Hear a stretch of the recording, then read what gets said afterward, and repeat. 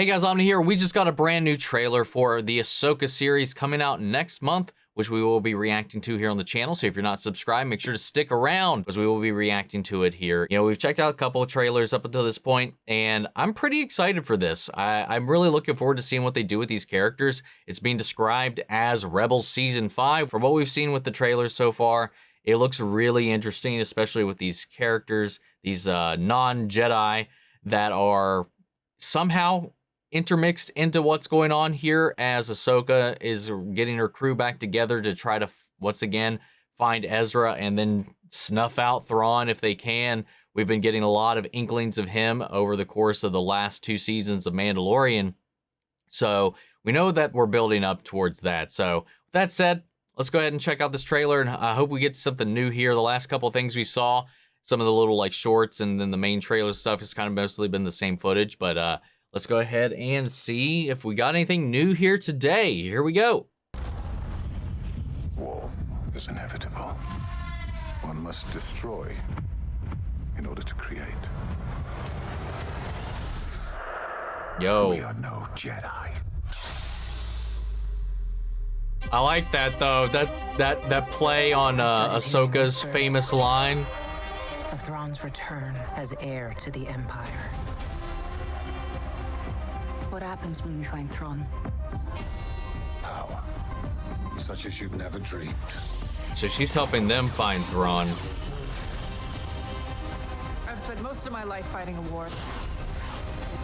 That's Yo. why I'm trying to convince you to help me prevent another one. You and I both know who could help you with this.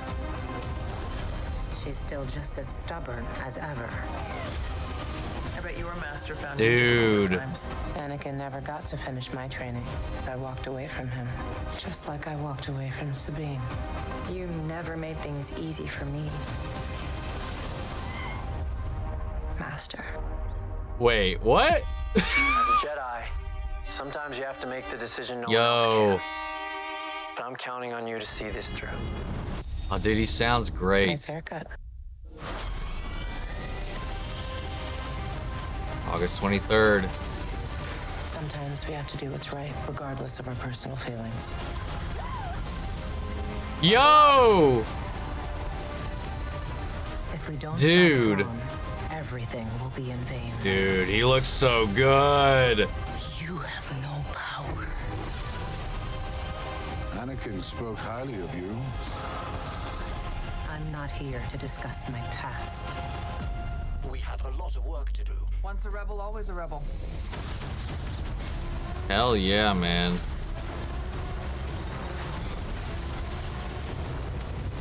Dude, I need to know who that is. 2-episode premiere. Dude, it looks really good, man. Lots of questions though. Is my memory just terrible? Sabine training under Ahsoka isn't something that's happened in Rebels, right? I mean, it's been a long time since I've seen it. I don't remember that. So that must be something that happened in the interim, in between the time skips and stuff like that, which isn't unheard of. I mean, she trained under Kanan when she was learning how to wield the Darksaber, you know, alongside Ezra as well. So, but the fact that she's got her own lightsaber is also pretty wild. There is that shot of her with her hand out, empty palming up. We're not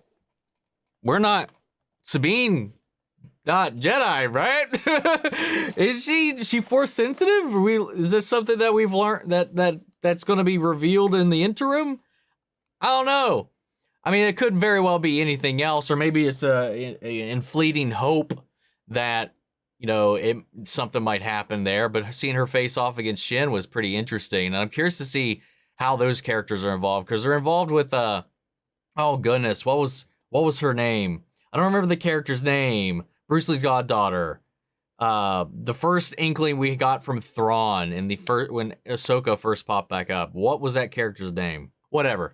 She's helping them look for Thrawn, as we've seen with the whispers of his return. This, from what they just said here in some interviews here this week, this season, this show takes place and runs parallel with the events of Mandalorian Season 3. So while that's happening, this show's events are carrying out. So those same whispers that Gideon is hearing from the Shadow Council would kind of make sense if we're hearing the same stuff over here with Ahsoka and them, that Thrawn's garnering strength once again from the shadows somewhere, and they're trying to figure out where he is, because wherever, if they get the answer to where he is, they might get the answers of what happened to Ezra.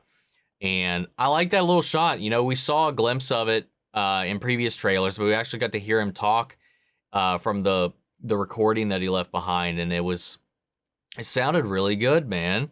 And I just like the visuals of it as well, the way they brought a lot of these characters to life into live action. I know there's a lot of contention about some of the way that they decide to like incorporate or translate the animation into live action. I know a lot of people have been talking about Hera and Mary Elizabeth Winstead. I think she looks great. You know, say what you will about the stills or whatever. In motion, in action, I think she looks solid. Sabine's looking awesome, getting some action in. The sweeping shots of Lothal looks great. Rosario Dawson looking great. I really can't wait to see what they do with this. We got a pretty solid epic shot of a Purrgil, which is also integral to this whole storyline as well. So that's neat. Again, Chopper. You know, it seems like Zeb's going to be the only one left out of this, though, which is sad, because if we see this running parallel to season 3 of Mando, spoilers for Mando, he pops up in Mando working with the Republic, so he's a little busy, unless who knows, he might make an appearance. But anyway, you know, we got Huyang coming in as well. He seems to be just kind of hanging out in the background. He's got a couple things to do, like, so he seems pretty like roped into this, like. So I'm always down for more David Tennant. This is also Ray Stevens' final performance on screen, as far as I'm aware. So there is that. You know, having finally watched RRR and seen some of the past stuff that he's been in, man, it's definitely like, I don't know. It's gonna be interesting to see how this goes, because he's definitely got a presence. He knows Anakin, because he talks about how Anakin had spoke so highly of her, because we did learn, it was confirmed that they are both survivors of the Purge. Why do they want to find Thrawn?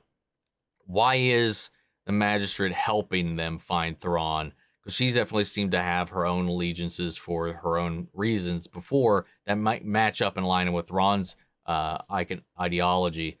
But I'm very, man, there's just so many questions that I have about this and how it's going to pan out. But yeah, I think what we've seen so far, it looks great, man. It looks fun.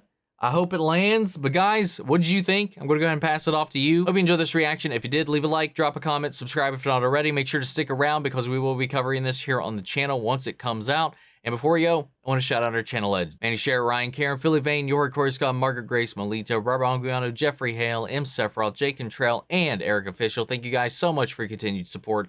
That's it for this video, guys. I'll see you all in the next one. May the Force be with you always. Take care, everybody.